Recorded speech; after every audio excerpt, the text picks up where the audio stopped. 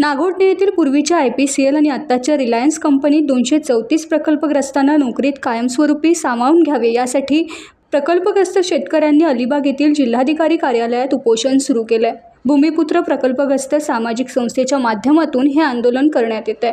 या प्रश्नावर मुंबईतील मंत्रालयात झालेल्या बैठकीत मुख्य सचिवांनी या प्रकल्पग्रस्तांना सेवेत सामावून घेण्याचे आदेश दिले होते.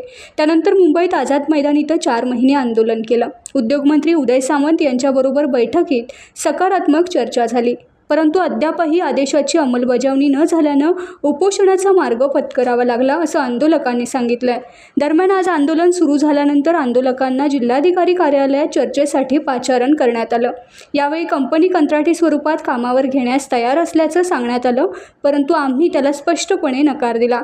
शासनाच्या आदेशाची अंमलबजावणी करा या मागणीवर आम्ही ठाम असल्याचं आंदोलकांनी सांगितलं. आता उपजिल्हाधिकारी भारत वाघुपकर साहेबांनी चर्चेला बोलवलं होतं. चर्चेमध्ये त्यांनी सांगितलं की कंपनी तुम्हाला कॉन्ट्रॅक्टमध्ये काही रोजगार देण्यास तयार आहे.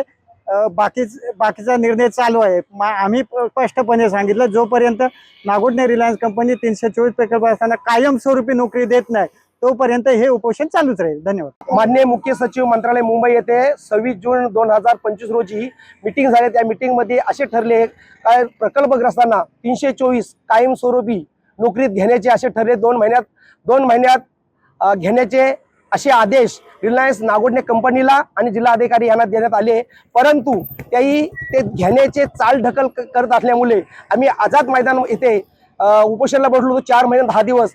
ते सुद्धा करून माननीय उद्योगमंत्री साहेब 17/2/2026 रोजी मीटिंग झाली. त्या मीटिंगमध्ये असे आदेश दिसले का 5 दिवसांनी कामावर घ्यायचे कायमस्वरूपी नोकरीत.